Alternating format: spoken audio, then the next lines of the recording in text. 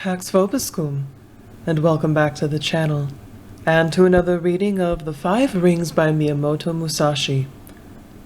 Today we are going to continue our reading with Scroll 3, or also known as Book 3, The Scroll of Fire.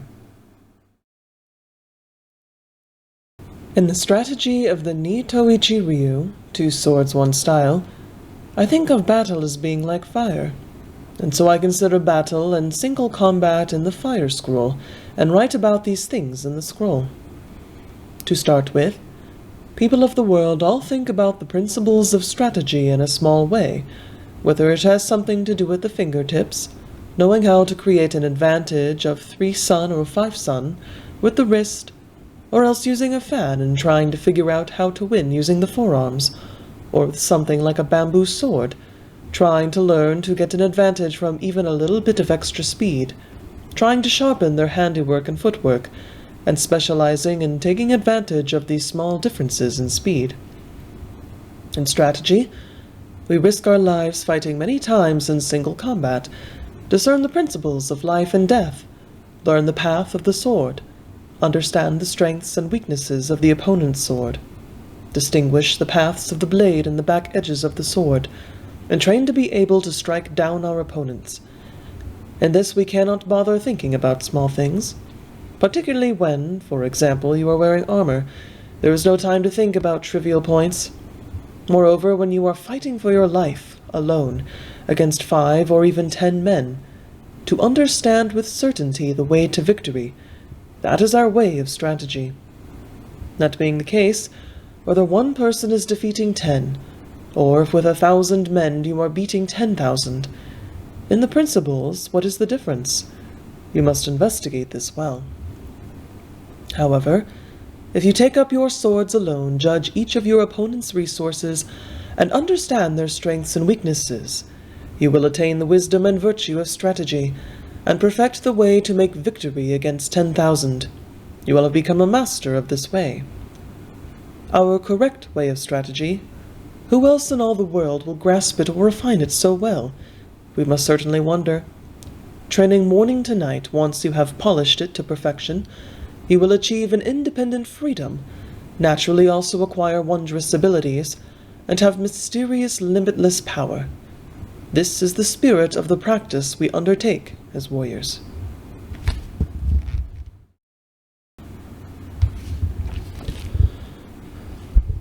Circumstances of place. In discerning a place's bearing, there is what is called shouldering the sun. This means putting the sun at your back. If there is a situation where you cannot keep the sun behind you, you should try to keep it on your right side. When you are indoors as well, keep the light behind you or to your right, just as mentioned previously. Try not to allow yourself to be blocked to the rear. Keep space open to your left, and keep your right closed off. At night, so you can see your opponents, keep fires at your back and light to your right when you position yourself. You should position yourself keeping the above in mind.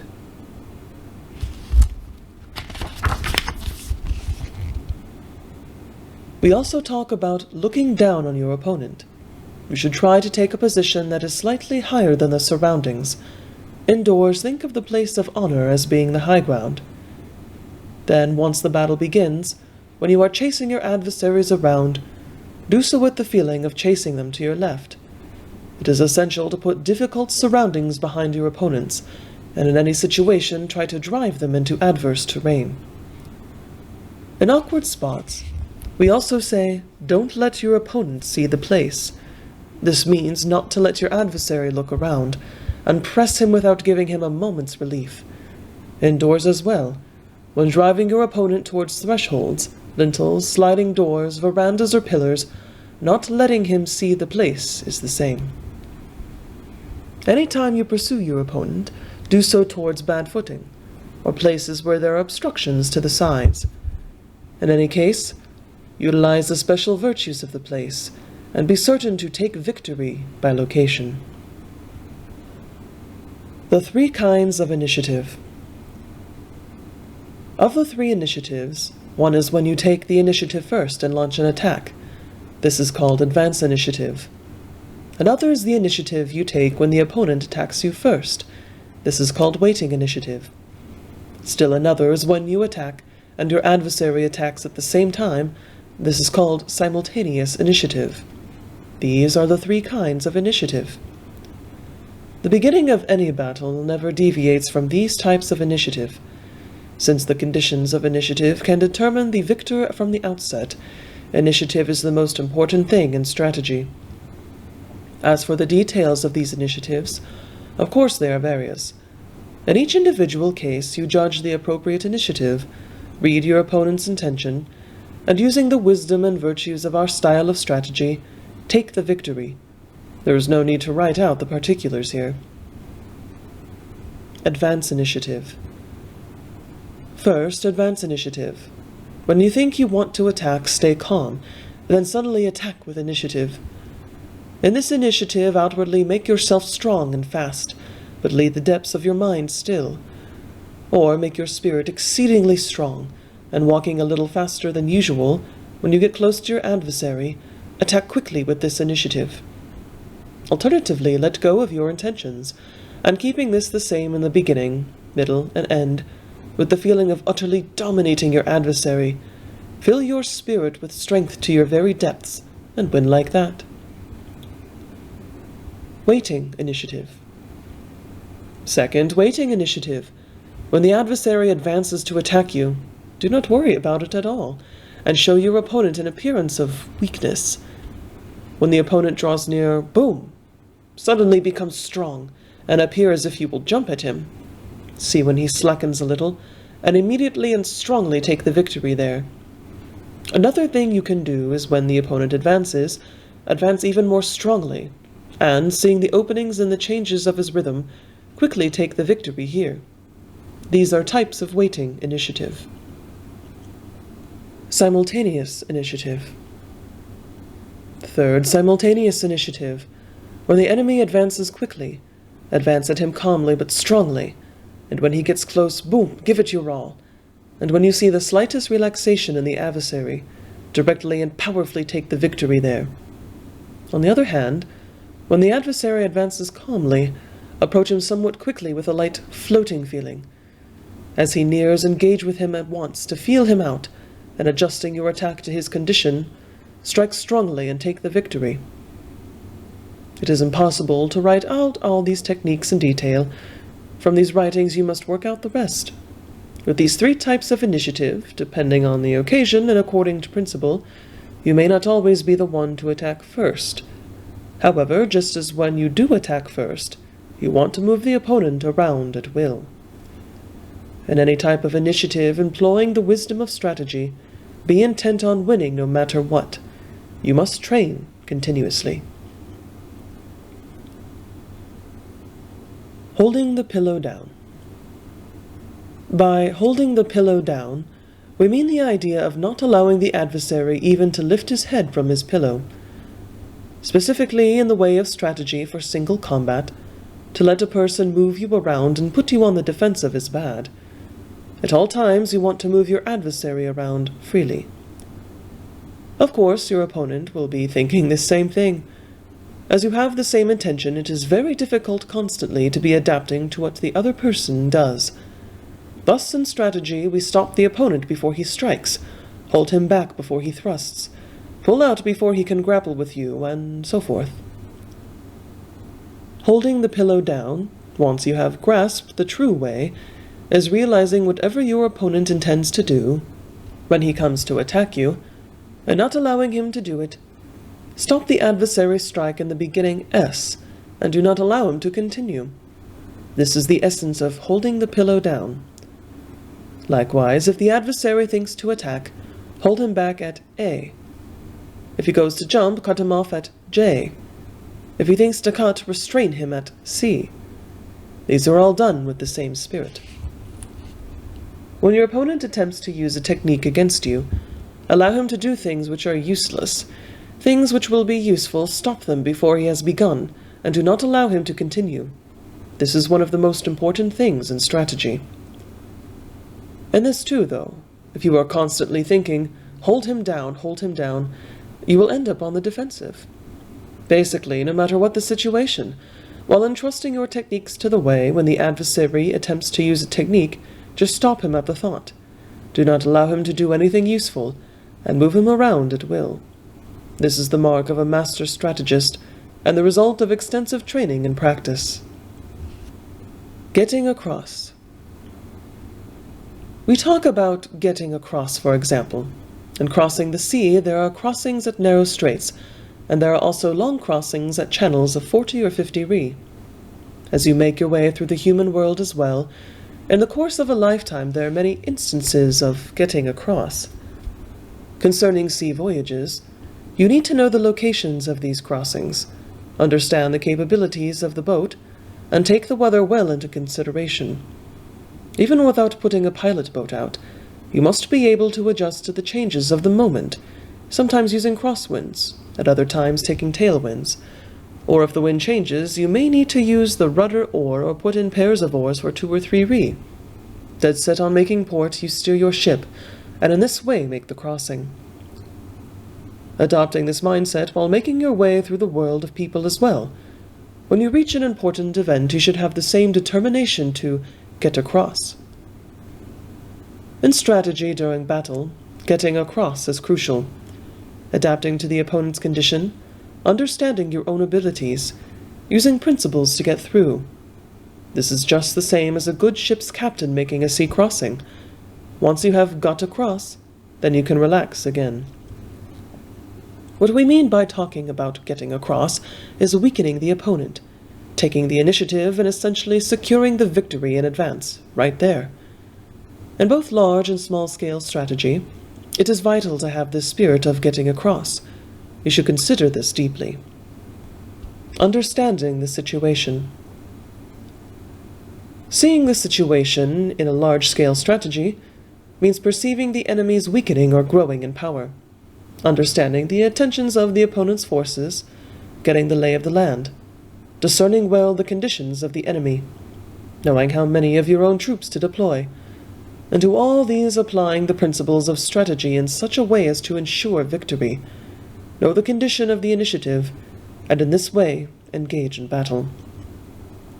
In the strategy of single combat as well, to perceive the opponent's style, to discern the adversary's strengths and weaknesses and his character, to do things which go counter to his manner, to understand his modulations and, grasping well the intervals and rhythms therein, take the initiative. All this is vital. In all things, if your wisdom is powerful, you will absolutely be able to see the situation. When through strategy you become a creature of total freedom, you will be able to assess your opponent's mindset well, and this will be something that provides you with many ways to win. You must work this out. Stomping down the sword. The idea of stomping down the sword has a very specialized meaning in strategy. First of all, in large-scale strategy where bows or guns are concerned, when the enemy fires in your direction with whatever it is they have, and you try to attack them after they have released their shots, they immediately knock their bows and pack their rifles with powder again, so it is difficult to charge them anew. When dealing with bows or guns, the key is to strike quickly when the enemy is in the middle of firing. If you attack swiftly, it is difficult to knock arrows, and there is little chance to fire a gun either. Each thing the enemy tries to do immediately perceives the principle to be employed against it, and win by stomping down everything the enemy does.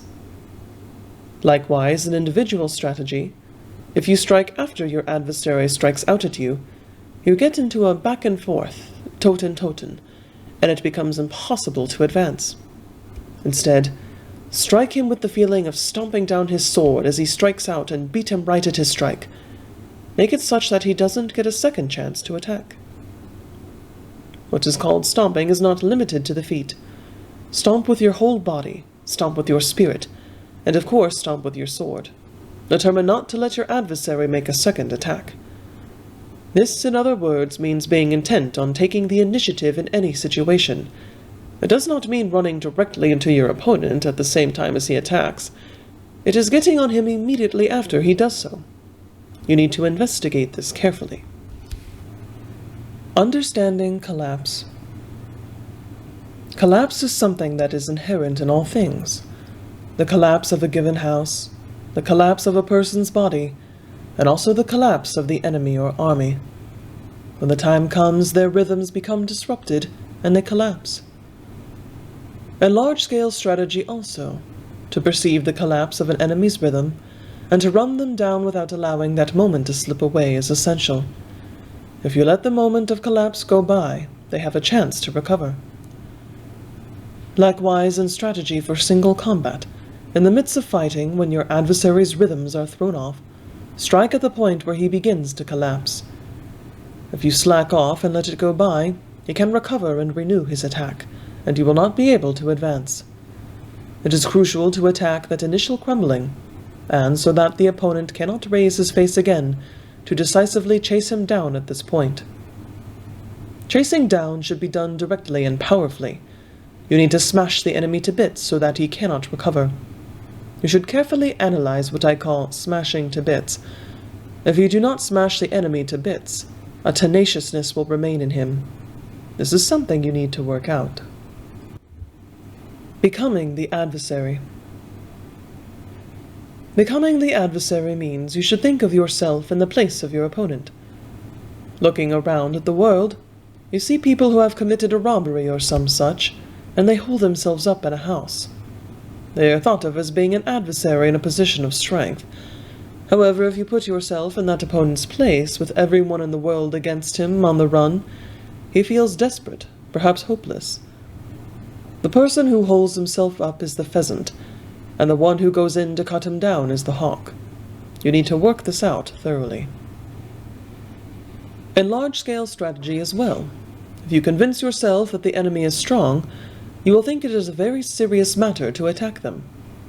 However, if you have always had good soldiers, understand thoroughly the deep principles of strategy, and know without a doubt that you will beat the enemy. There is nothing in your path to worry about at all. Likewise, in individual strategy, you should imagine yourself as your opponent. Understand strategy well. Your mastery of the deep principles of the way will be strongly evident, and anyone encountering a person who has mastered the way like this will believe that he will certainly lose. You should reflect seriously on this. Releasing four hands. Releasing four hands is for when both you and your opponent have the same intent, and there is a feeling that you are just struggling against one another. You cannot advance in the battle like this. If you think that you are about to become deadlocked, immediately abandon your previous intention, and using some other tactic of advantage, figure out how to win. In large-scale strategy, if you have the feeling that you are reaching a four-hands impasse, you will be unable to advance, and will just wear out or lose many of your people. Quickly abandon your plan and attain victory by using a tactic your enemy does not expect. This is extremely important. Similarly, in individual combat, if you think that you are going to get into a four-hands deadlock, immediately change your approach. It is vital to perfect how to gauge your opponent's attitude and use a completely different tactic to win. You need to investigate this carefully. Moving the shadows. What we call moving the shadows is something for occasions when we are unable to understand our opponent's intention clearly. In strategy on the large scale, when you cannot discern the enemy's situation at all, present as if you are going to attack powerfully, and you will see the enemy's intention. Having seen their approach, it will be easy to win by taking a different tactic. Likewise, in one-on-one situations when your adversary takes a position, such as with his sword behind him or to his side, if you suddenly make as if to strike, what your adversary is thinking will be revealed in what he does with his sword. When that has been revealed and understood, immediately perceive where your advantage lies. At this point, you should certainly be able to assess how to achieve victory. However, if you allow your vigilance to slacken, the beat will slip by. You should assess this carefully. Stifling the form. As for what is called stifling the form, this is something used when we see the intention of the enemy to attack. In large-scale strategy, at the point when the adversary is about to engage a tactic, you stifle it. If, just as you suppress the gambit, you show your full force to the enemy, they will be inhibited by that strength, and the opponent will change their approach. You then also alter your approach and form an empty mindset, Kyunaro Kokoro Yori, take the initiative, and victory. Similarly, in single combat, when the opponent gives that strong feeling of being about to attack, make him stop by means of advantageous rhythm, and in the beat when he halts, perceive the opportunity for victory and take the initiative. You must work through this diligently. Causing contagion. What is called contagion exists in various forms. For example, things like sleepiness were transmitted, and things like yawning are catching as well. Timing also is infectious. In large-scale strategy, when you can see that the enemy is bustling about hurriedly doing things, do not allow your side to be bothered in the slightest. If you show the enemy that you are extremely relaxed, the enemy will be infected with this from your side, and their will to attack will slacken. When you think this infection has occurred, from an empty mindset, attack swiftly and powerfully, and you will achieve victory. In the strategy of single combat as well, make your body and your mind relaxed, and when you perceive the moment that your adversary is slackening, strongly and quickly take the initiative and attack, gaining victory there. This is very important. Alternately, speaking of ways to weaken the opponent, there are some other things that resemble this.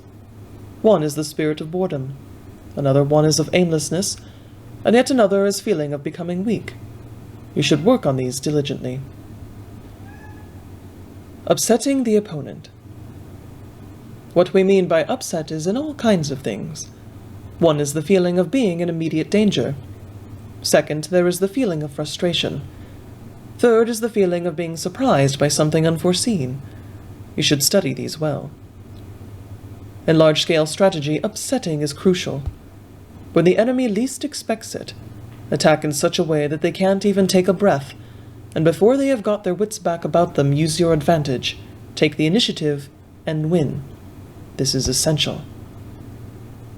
In individual strategy, too, feign being very relaxed at first, then all of a sudden powerfully attack, following the vacillation of the adversary's mindset and its effects, and without letting him take a breath, immediately perceive the advantage. It is vital to discern how to win in this way. You must examine this very well. Menacing. What we call menace can be found in all kinds of things. One feels frightened by something one never expected to happen. It is of the utmost importance in large-scale strategy to instill fear in the enemy. For example, you can menace with the sound of things, and you can menace by suddenly making small things large. Or you can menace by abruptly appearing at the enemy's flank. These are all times when fear is felt. Grasping the rhythms of this fear and using this advantage, you should gain victory. In the strategy of single combat also, it is vital to menace with your body, menace with your swords, and menace with your voice. Things that your adversary does not expect suddenly do, and perceiving the moment of his fear immediately gain victory. You should test this out thoroughly. Mixing in. This is what is called mixing in. When you and the enemy draw near and both of you clash strongly, if you see that you are not making any progress, immediately mix in together as one with the enemy. While you are mixed in with the enemy, it is essential to use the advantage in that and gain victory.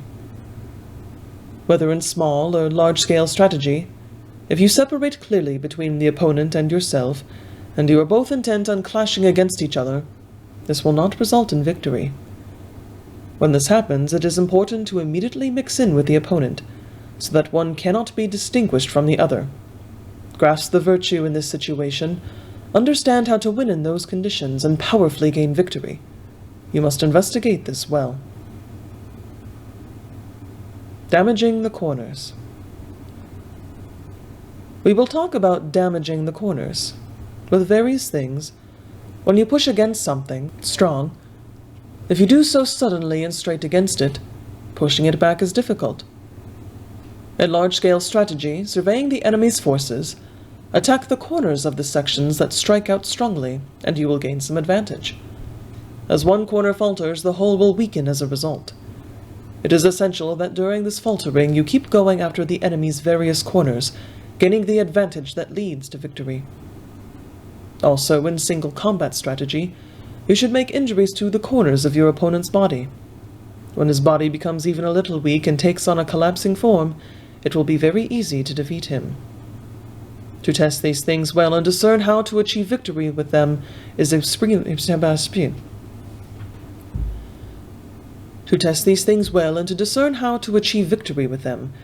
extremely important. Unsettling. When I speak of unsettling, this means not allowing the adversary to keep a steady mindset. In large-scale strategy on the field of battle, gauge the spirit of your enemy, and, using the wisdom of your style of strategy, disturb the enemy's mind so that they do not know whether they are here or there. Make them wonder whether to do this or that, and make them think that they should go slower or faster. Grasp the rhythm of the adversary's unsettled mind, and determine how to take certain victory. In strategy with individual combat as well, depending on the instance, attack with various techniques. Make as if to strike, or to feign a thrust, or make the opponent think you are about to charge in. When you perceive the signs that the opponent has become unsettled, you can defeat him freely. This is the essence in combat. You must investigate this well. The three cries. As regards to the three cries, when we speak of these are shouts at the beginning, in the middle, and after. We distinguish these three. It is necessary to apply the shouts according to the situation. Since the voice has a vital force, we cry out when there is a fire, and also cry out in the wind and waves. We cry out to show our power. Also in large-scale strategy, your cries at the beginning of battle should be as loud as possible, so as to overwhelm the enemy. Then, as for the voice used during battle, make the tone lower, and attack with a voice from your very depths. After you have won, cry out with a loud, strong shout. These are the three cries. Next, in single combat too, in order to move your opponent, make as if to strike, shouting, "Hai!" at the outset. Strike out with your sword after the cry. Finally, after you have struck down your opponent, you give a yell. This is a cry to indicate your victory. These are what we call before and after cries. There is no shouting loudly at the same time as you swing the sword. If you use your voice in the middle of combat, your voice is timed with rhythm and low. You must examine this deeply.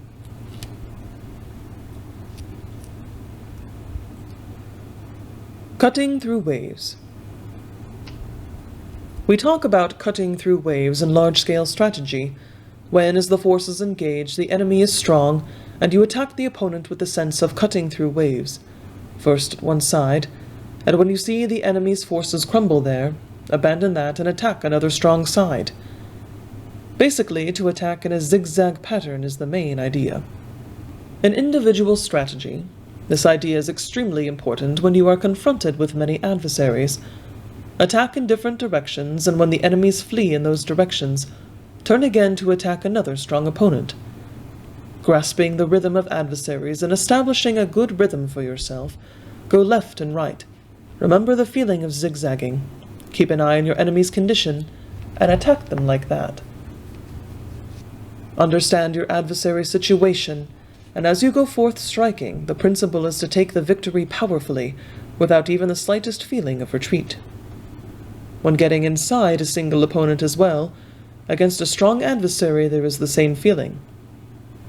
What is called cutting through waves means retreating even a single step is unthinkable. You must analyze the idea of cutting through waves very carefully. Crushing means, for example, viewing your opponent as weak and filling yourself with confidence. This feeling of crushing is very important. In large-scale strategy, when you observe that the enemy has a small number of personnel, or even if they are a large force, when they are disorganized and you find their weak spots, What is called crushing means the idea that from the top down you dominate them totally and smash them. If your crushing is weak, it is possible for them to rally. This feeling should be like you are crushing them in your hand. You need to understand this well. Also, in times of individual strategy, when you encounter someone unskilled or when your opponent's rhythm is thrown off and he seems like he is going to retreat, without giving him even the slightest chance to breathe, and without looking him in the eyes, crush him directly. This is essential. The most important thing is to not give even the smallest chance to recover. Investigate this well. Exchanging the mountain and sea. The meaning of exchanging the mountain and sea is that in the midst of battle with the enemy, doing the same thing again and again is bad. Having to do the same thing twice may be unavoidable, but you should never do it 3 times. When you employ a technique against an opponent and the first time is unsuccessful, you can try it again, but if it is ineffective, then suddenly do something totally different. If that does not get you anywhere, you should again attack with something utterly different. Thus the heart of this is when the opponent is thinking mountain, attack with sea. When he thinks sea, attack with mountain. That is the way of strategy. This is something you must examine thoroughly. Pulling the bottom out. I call it pulling the bottom out. What you should do when you and your adversary are in battle, you are using the way of strategy, and it appears on the surface that you have won, but at heart your opponent is not given up. Superficially he is lost, but at the bottom of his heart he is not. This is something that happens. On these occasions, abruptly change your approach. Extinguish your opponent's spirit, ripping out his heart from the bottom, and observe that he knows he has completely lost. This is important. This pulling the bottom out you can do with the sword, or you can do with your body. You can even do it with your spirit. You cannot understand how to do it just in passing, though. Once your adversary has collapsed to his very depths, there is no need for your attention to remain on him any further. Otherwise, though, you have to stay vigilant, and if you have to keep your attention on him, it is hard to cause your enemy to collapse. In both large-scale strategy and small, you should train thoroughly in pulling the bottom out. Becoming new. What we call becoming new is when you have the feeling that you and your opponent have become entangled, and you cannot get anywhere. You shake off that feeling and start again with the feeling of everything becoming new. Grasp that new rhythm, and understand how to take victory. Becoming new is a thing you can do any time you realize you and your adversary have gotten to the feeling of just scraping along. You should immediately change your spirit and employ a totally different tactic to win. In large-scale strategy as well, it is vital that you understand what we call becoming new. When you have the wisdom of strategy, you will be able to see it instantly. You should consider this deeply. Mouse's head, horse's neck. As for what is called mouse's head, horse's neck, in the midst of combat with an adversary, when you both have gotten focused on particulars and are getting the feeling of being tangled up, remember that the way of strategy is always mouse's head, horse's neck, mouse's head, horse's neck. When things have become extremely minute, abruptly make your spirit very big. Changing large and small is one of the fundamentals of strategy. A person's usual mindset as well should be to think mouse's head, horse's neck. It is the essence of a warrior. In strategy, be it large scale or small scale, you should always have this mindset. This is the thing you should examine fully. The general knowing his troops.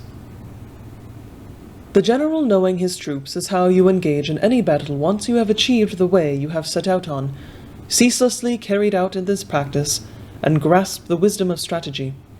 You think of everyone who is your adversary, all of them as being your own troops. You realize in your heart that you can make them do as you want, and understand that you can move them around freely. You are the general, your adversaries are your troops. It is necessary to work this out. Releasing hold of the hilt. When we say releasing hold of the hilt, this is something that has various meanings. There is the idea of winning with no sword, and on the other hand there is the idea that sometimes you cannot win with the sword. The extent of the various different senses is such that they cannot all be written here. You must train extensively. The body of a mass of rock. What we call the body of a mass of rock is when, having comprehended the way of strategy, you can suddenly become like a large boulder. Not one thing in 10,000 can hit you, nor can any move you. What I have written above about my style of swordsmanship I have considered ceaselessly, and decided to put these thoughts down in writing.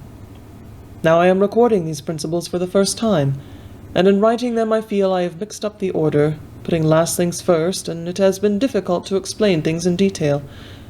However, for most people who want to learn this way, these writings should serve as signposts for their minds.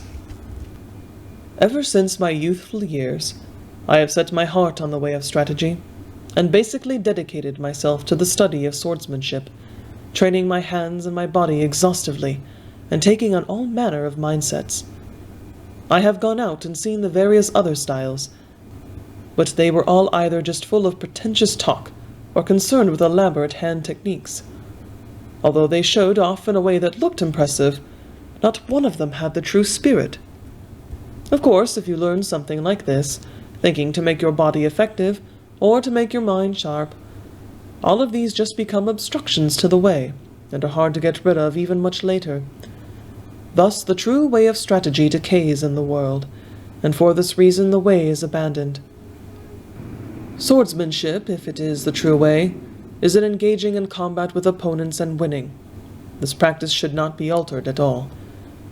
If you grasp the wisdom of my strategy and put it into practice correctly, it is unquestionable that you will win. And there we have completed our reading of the third book, scroll, or ring, as the case may be, of Miyamoto Musashi's Art of Strategy, The Five Rings, and this was the scroll of fire.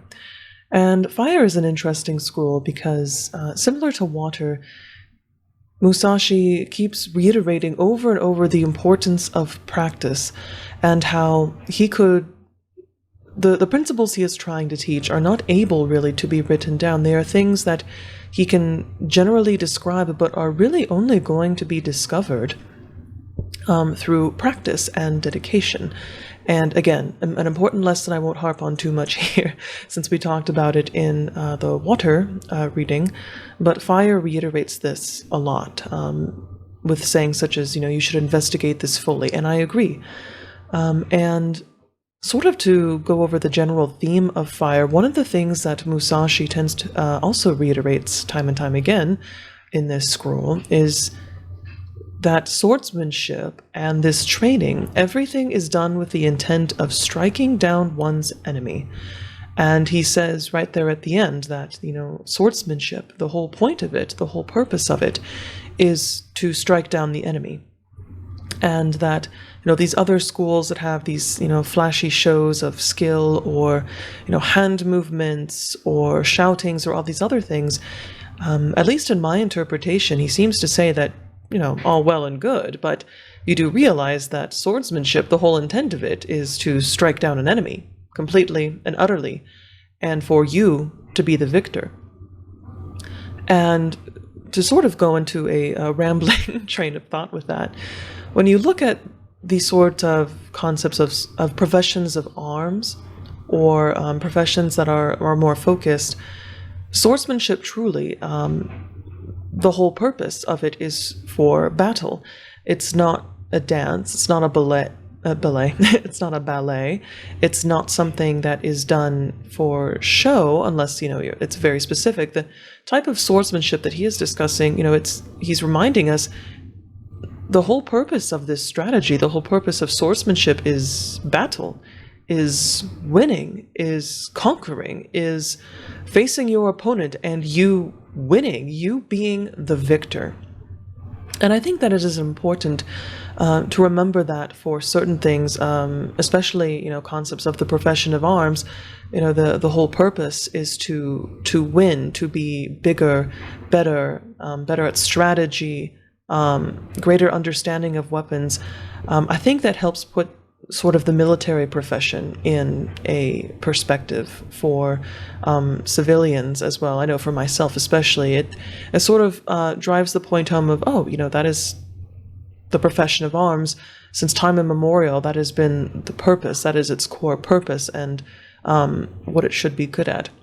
And then we can also take this interpretation too, and I think apply it to ourselves and, our own goals and our everyday lives. This concept of swordsmanship is swordsmanship. It is meant for this task. Yes, but we can take these same principles that Musashi is discussing and apply that to our own goals, in the sense of we see our goal, in this case, let's say our opponent, our goal, and we're going to do everything in our power to conquer that opponent, conquer that goal. And I think if you take this scroll and you look at it with that perspective, in the concept of one-on-one fighting, you versus your personal goal, or you versus competition in the workplace or in sports or others, it sort of sharpens the mental edge, I think, and gives you a little bit more energy to pursue something. Obviously, you're not going to do it with the intent to kill or completely crush your adversary with, physically necessarily, but the concept of, and Musashi talks about this, of getting your mind, making your mind bigger. Your mind is honed. You're conquering with your mind, in this case of your personal goals, and not stopping until you stand there and the goal is completed and laying at your feet, and then you move on to the next stronger opponent. If that sort of train of thought makes sense, that was rather inspiring for me, and for certainly things that I have some lofty goals that I'm trying to achieve currently. And this scroll really sort of, helped me mentally look at it at a different angle, and I actually feel fired up, if you will, to sort of tackle these things with this new mindset. Musashi talks also about getting across, and I think that is easily applicable to us pursuing our goals. And so really for this entire book, entire chapter, I think it gives us a very interesting insight into the concept of swordsmanship and what the true intent of it is, and sort of sobering to understand that, we can apply, flashy things and words and shouts and song and movements, but at the end of the day, the art of swordsmanship, the way of the warrior, your intent is to kill, is to conquer your enemy. But is that we can take that same veracity and apply that to other things that not necessarily involve bloodshed, such as conquering our own fears, conquering our own goals, and also in our worldview, our mindset, looking at the world in a different way of strategy of how can I use, and not necessarily use in a negative sense, but how can I use the things around me? How can I learn from the things around me, and how can I center myself in who I am, and yet keep an open mind as to what is around me and what is available to me in order to conquer my fear, to conquer my goals, and to keep on moving to bigger and larger and greater opponents or goals to ultimately achieve what I want to achieve. And so that is sort of what I got out of the Scroll of Fire. Do let me know what you thought of this reading. This is certainly an interesting ring or scroll. If you have read this book before, I'm very curious to hear what your thoughts on fire is. And if you haven't read it before, what did you think of the reading? What did you think of the content? And what is your own interpretation as to how we could take the Scroll of Fire and apply it to our daily lives? I would be very interested to hear that. And with that being said, Pax vobiscum. Thank you for watching, and we will move on next time to reading The Scroll of Wind. Have a good week, everyone. Goodbye.